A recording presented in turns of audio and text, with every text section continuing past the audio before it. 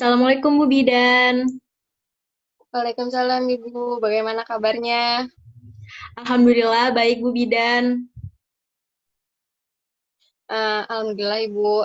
Perkenalkan, saya Lutfia Sila, mahasiswi Stikes RSPAD Gatot Subroto yang bertugas pada hari ini untuk mendampingi konseling Ibu secara daring.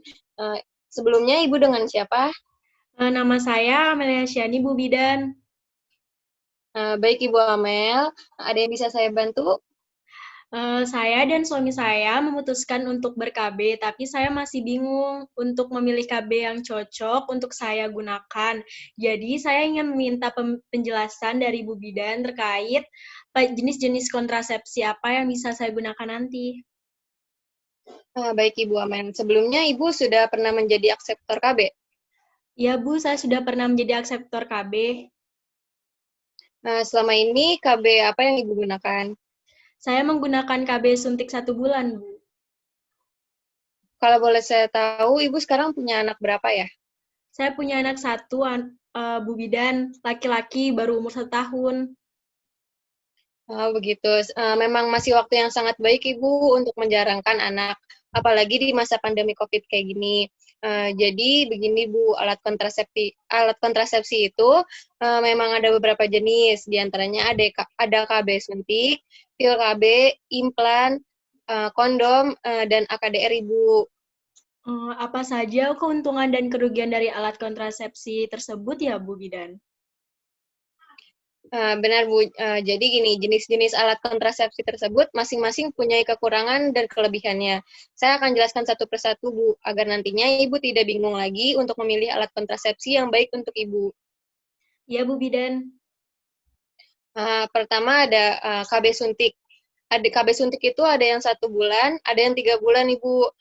Keuntungannya tidak mengganggu hubungan suami istri.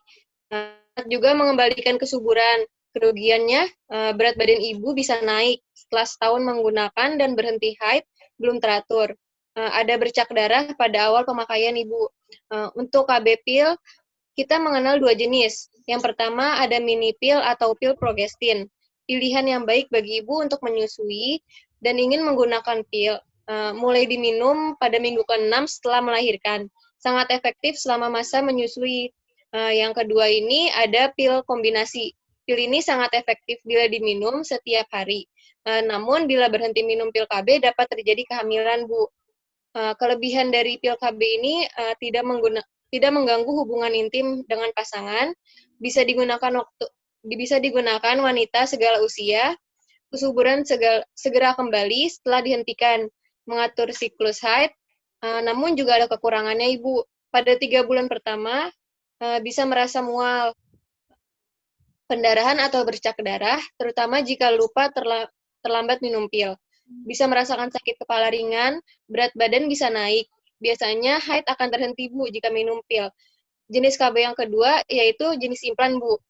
Terbagi juga menjadi beberapa jenis. Kecil yaitu Norplan, Implanon, Indoplan, Sinoplan, Jadana.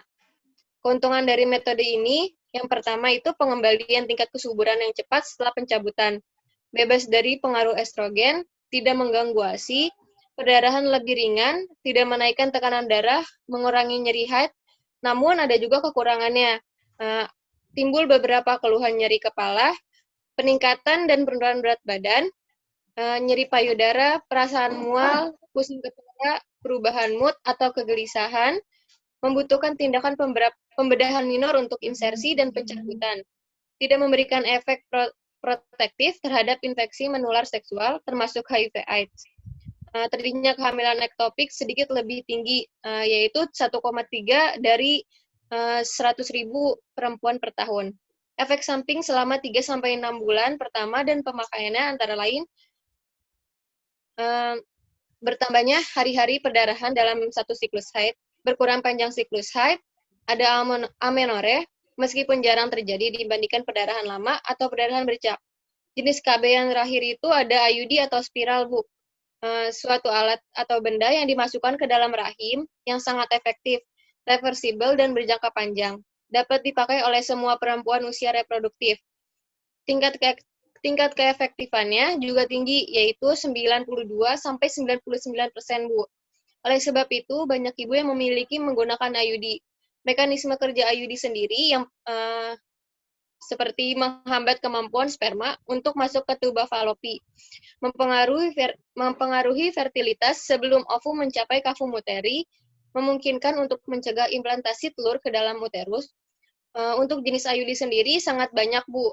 Ada Lipaselop, Safti Coil, Dana Super, ada Copperty, ada Copperseva, ada Multilot, ada Progestin IUD. Keuntungan dari menggunakan IUD ini cocok untuk mencegah kehamilan atau menjarangkan kehamilan dalam jangka panjang, Bu. Tidak mengganggu laktasi atau tidak mengganggu apabila ibu sedang menyusui, tidak berinteraksi dengan obat-obat, dapat dipasang segera setelah melahirkan atau keguguran. Kesuburan cepat kembali setelah IUD dicabut atau dibuka.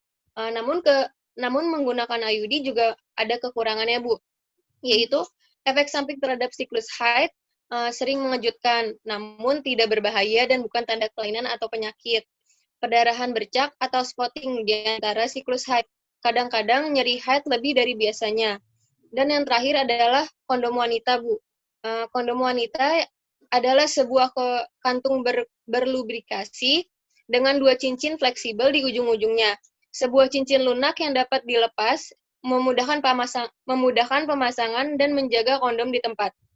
Sebuah cincin fleksibel yang besar tetap berada di luar vagina yang meliputi pembukaan vagina, vulva, dan memberikan perlindungan tambahan. Kondom wanita memiliki keuntungan melindungi dari PMS, Bu. Tidak mudah slip atau bocor, tidak mempengaruhi hormon, dan tidak menimbulkan alergi, karena terbuat dari bahan lateks. Kerugiannya adalah beberapa orang merasa kurang nyaman dan tidak efektif untuk semua posisi dalam berhubungan. Dan harganya juga cukup mahal, Bu. Kondom wanita tidak dapat digunakan bersamaan dengan kondom pria juga, karena dapat menyebabkan posisinya bergerak keluar. Saya kira penjelasannya sudah cukup. Apakah Ibu ada yang kurang paham? Ya, Bu, saya sudah paham. Baik, Ibu. Jadi, apakah Ibu sudah punya pilihan tentang KB, mana yang cocok untuk Ibu nanti?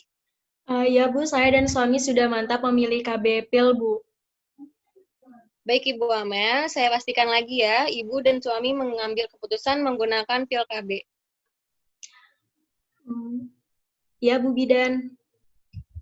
Nah, baik, Bu, besok Ibu bisa datang ke sini untuk menandatangani surat persetujuan dan mengambil pil KB-nya, Bu. Jika pil KB yang sudah habis, Ibu segera datang kembali untuk kunjungan ulang. Iya, Bu.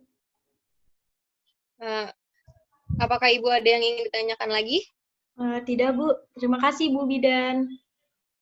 Ya, baik, Ibu. Sama-sama. Sampai bertemu besok. Assalamualaikum. Waalaikumsalam, Bu Bidan.